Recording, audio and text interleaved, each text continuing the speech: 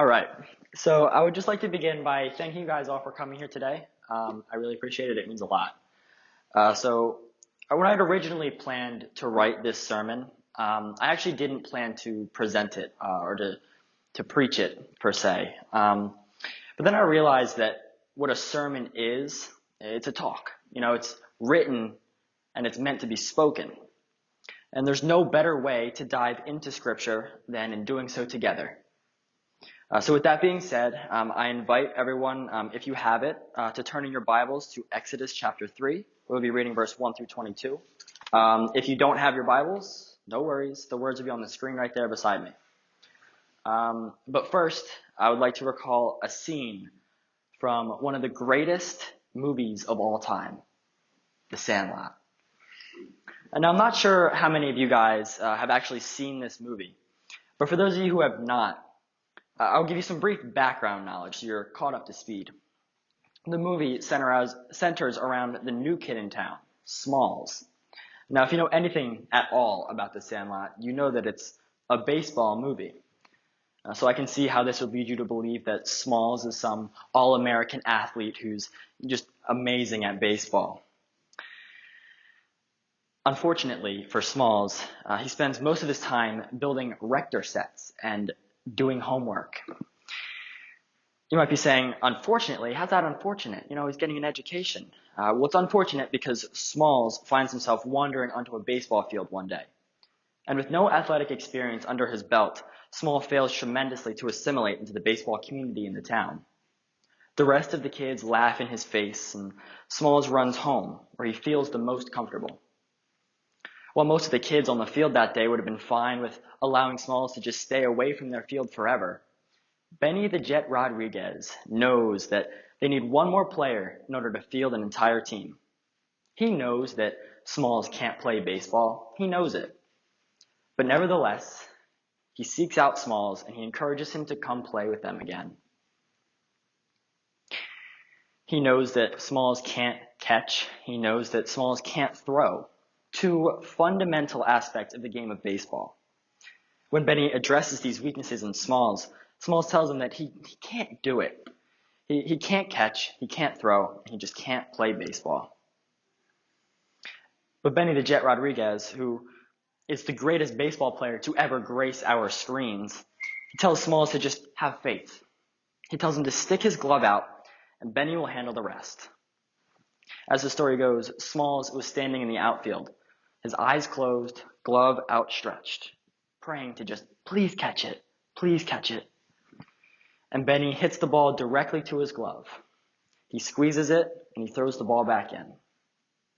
Smalls knew that he couldn't do it, but Benny told him to have faith that Benny could handle it for him. I know that I often find myself as Smalls. I know I often face a task that is just too tall for me.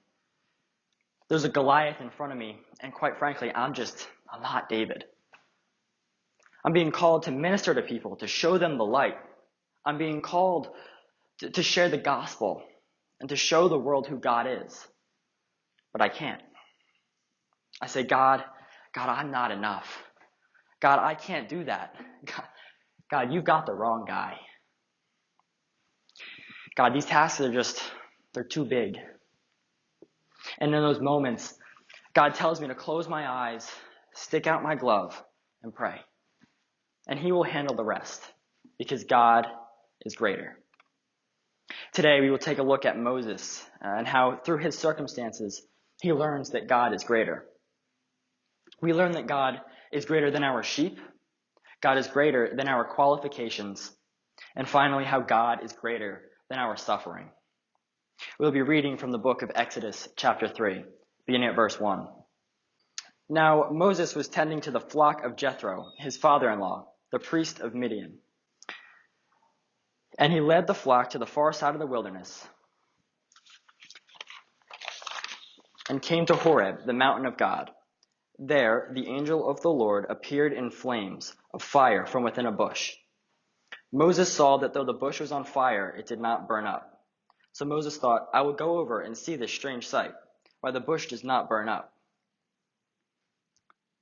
When the Lord saw that he had gone over to look, God called to him from within the bush, Moses, Moses. And Moses said, "Here I am." "Do not come any closer," God said. "Take off your sandals, for the place where you are standing is holy ground." Then he said, "I am the God of your father, the God of Abraham, the God of Isaac, and the God of Jacob." At this, Moses hid his face, because he was afraid to look at God. The Lord said, "I have indeed seen the misery of my people in Egypt.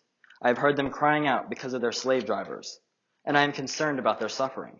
So I have come down to rescue them from the hand of the Egyptians, and to bring them up out of that land into a good and spacious land, a land flowing with milk and honey, the home of the Canaanites, Hittites, Amorites, Perizzites, Hivites, and Jebusites.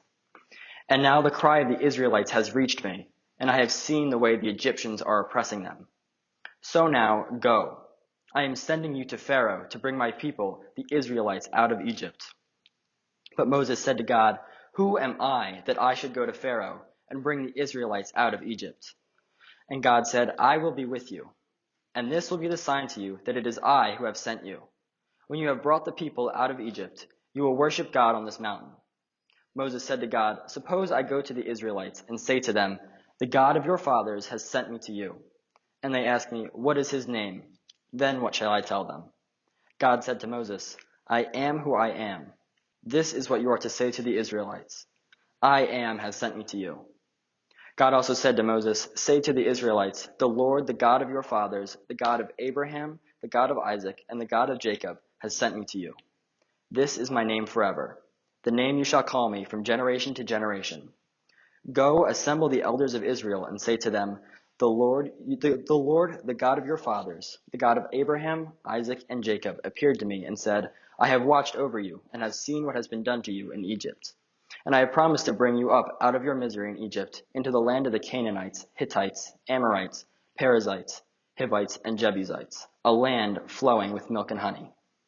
The elders of Israel will listen to you.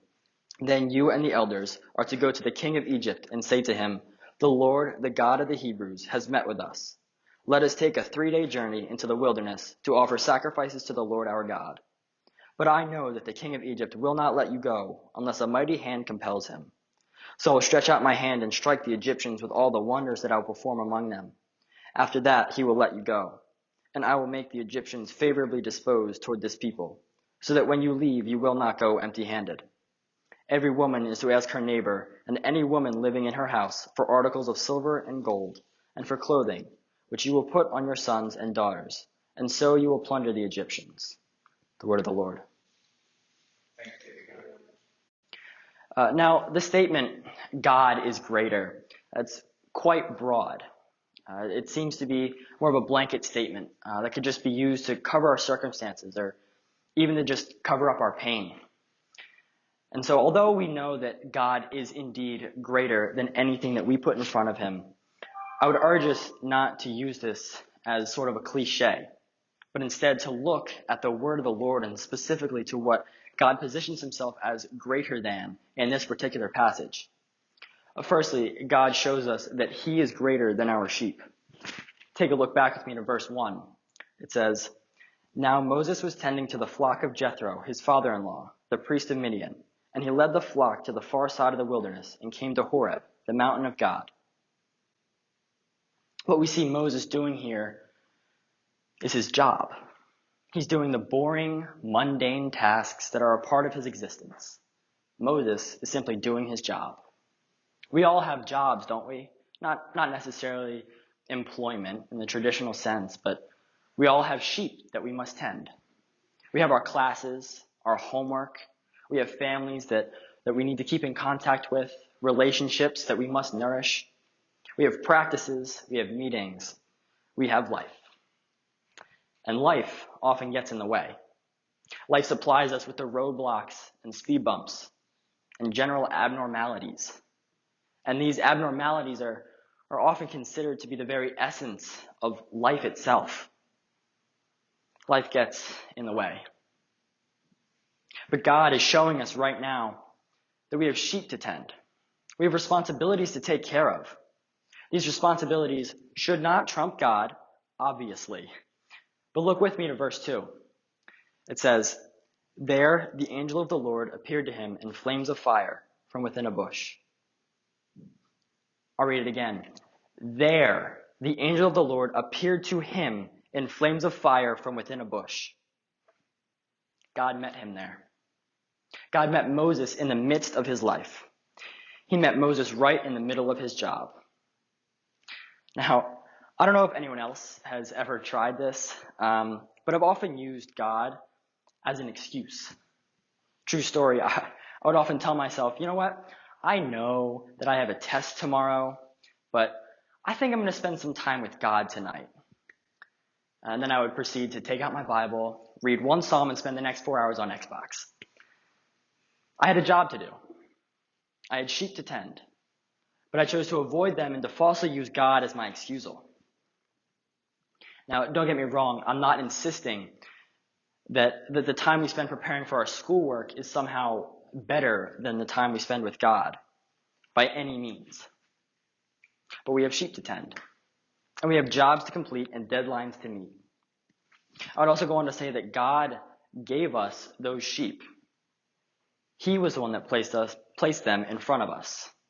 He placed them in front of us for the benefit of his kingdom in one way or another. And it may be quite difficult to see the purpose behind giving you a test in geometry or calculus. It may be difficult to see that right now.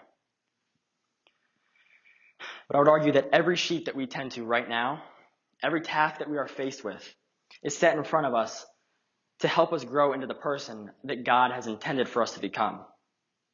Tend to your sheep. Recognize the tasks at hand and complete them with grace, and complete them as an act of worship, because God gave you your sheep. As we read on, we see that Moses abandons his flock to investigate the burning bush.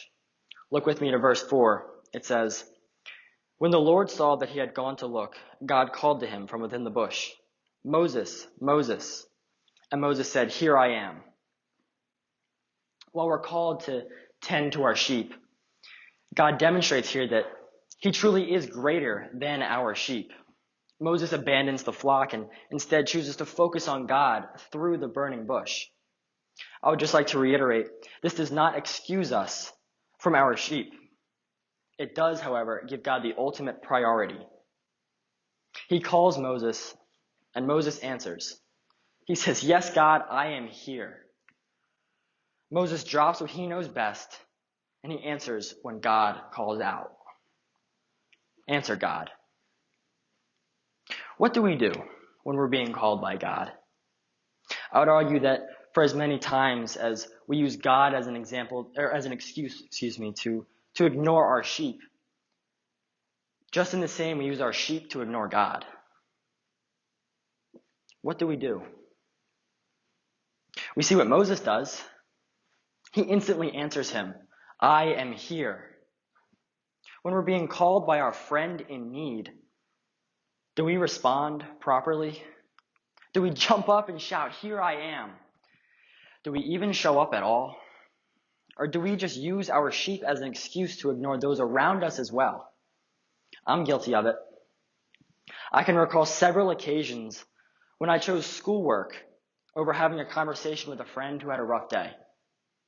I've ignored texts where my friends asked me to talk, but it was 10 minutes before practice started. We're all guilty of it. Shut up and show up. Shut up with the excuses and show up for the ones around us that are in need. Shut up and show up for the God of the universe that calls out our name. Show up for the God that places sheep in front of us. Show up for the God that has plans for us. Shut up and show up. And perhaps if we all just showed up a little bit more, myself especially, then we would have better communities. We would have less people suffering in despair. We would have less people feeling so utterly alone. If we all would just shut up with the excuses and show up when God presents us with opportunities, then perhaps he would be more present in our hearts. God is greater than our sheep. So let's show up like we know that to be true. Secondly, God is greater than our qualifications. As we make excuses, we often claim that We aren't qualified for what God is calling us to do. Look with me to verse 10. It says, I am sending you to Pharaoh to bring my people, the Israelites, out of Egypt. But Moses said to God, who am I that I should go to Pharaoh and bring the Israelites out of Egypt? And God said, I will be with you. And this will be the sign to you that it is I who have sent you. When you have brought the people out of Egypt, you will worship God on this mountain. Moses tells God, I am unworthy. He says that he's just a man with no power and no prowess. He says, God, I cannot do what you have called me to do. But look at how God responds. He doesn't tell him that he is qualified. He doesn't tell him that eventually he'll be ready to do what God is calling him to do. No, God tells him that he knows he's not qualified. None of us are qualified for what we're being called to do. But God is. He says in verse 12, I will be with you, and this will be the sign to you that it is I who have sent you. God doesn't call us into his kingdom just to leave us, to fulfill our purpose on our own. He doesn't allow us to wallow in our state of being unqualified. He tells us that he is right next to us, walking this treacherous road beside us. So wrestle with God. Wrestle with him. Present your anxieties to him. Tell him that you are unqualified. Tell him you're unworthy. Because he knows. He knows that you're unqualified. So talk to him about it. But as we see with Moses, we don't need to be qualified because God is. He is bigger than our anxieties. God is greater than our qualifications. Finally, we will take a look at how God is greater than our suffering. When we talk about how great God is, people will often ask, if God is so great, if he's so great, then why does he allow us to suffer? And the truth is, I have no idea. The people in the Bahamas are suffering right now. Their homes are destroyed. Family members dead. Everything they know is gone. They're suffering. Last Sunday, Josiah Jeremiah Robison and his family visited Spring Lake, New Jersey to celebrate Labor Day weekend at the beach. The waters were a little bit choppy that day, but there was a yellow flag, which basically just indicates a slight chance of danger, and it serves as a warning to swimmers to be cautious when you're in the water. And so Josiah and his younger sister decided to go swimming. Around 2:45 p.m., both Josiah and his sisters got caught in a rip current. They were being dragged out to sea. The lifeguards on the beach immediately sprung into action and formed an assembly line to save the two siblings. Josiah's sister was closer to the shore, and so they saved her first. They never got to Josiah. He got swept out to sea, and he suffered amidst the deep waters. The lifeguards searched through the night on Sunday into Monday, but they couldn't find him. Hope was running thin. The chances of Josiah surviving became slimmer and slimmer until Wednesday morning, he washed up on shore, dead. Coincidentally, that was the day that Josiah would have been starting his sophomore year at Ewing High School back in my hometown. Just think about the pain and the suffering, this awful turn of events. How do you leave the beach if you're Josiah's family? Just think about the pain in their hearts as they walked off the shore.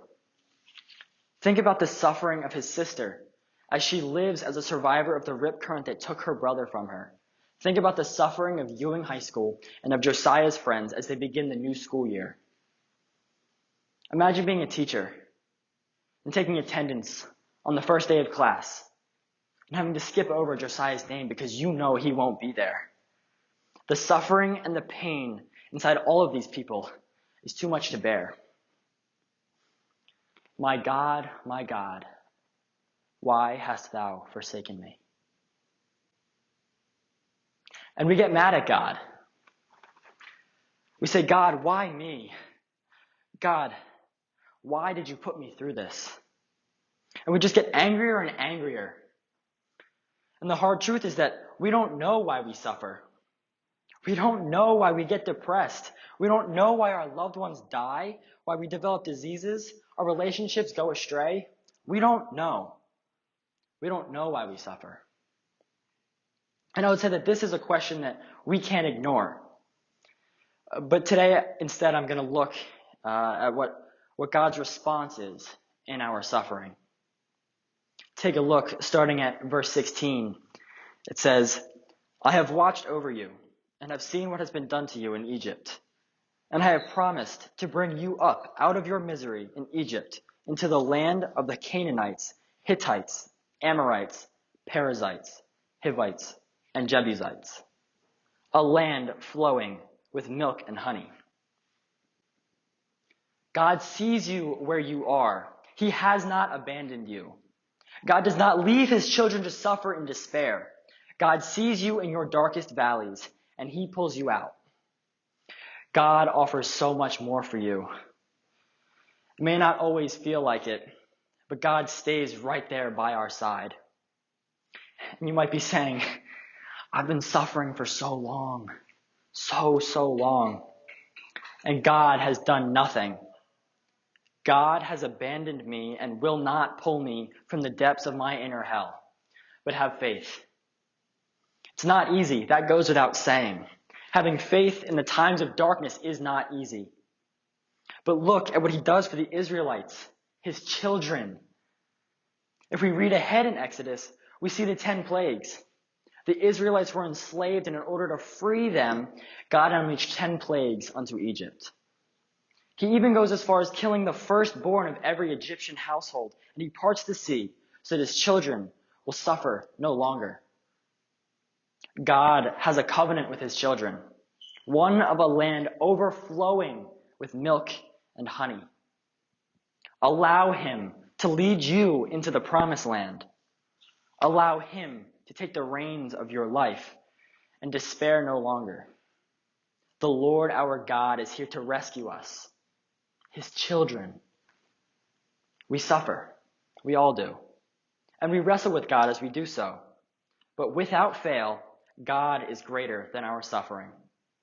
And so as we go, look for the times when we are acting like Smalls.